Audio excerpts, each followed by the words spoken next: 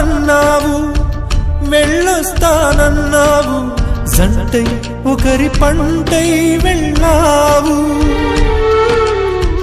కరుణిస్తానన్నావు, వరమిస్తానన్నావు, కరువై మెడకూరివైపోయావు. దేవతలోను ద్రోహం ఉందని తేలిపావు, దీపం కూడా దహిస్తుందని తేల్చావు.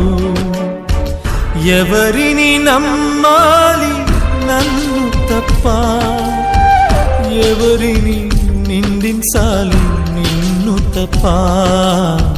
నువ్వంటే ప్రాణమని, నీతోనే లోకమని, నీ తోడే లేకుంటే బ్రతికేది ఎందుకని.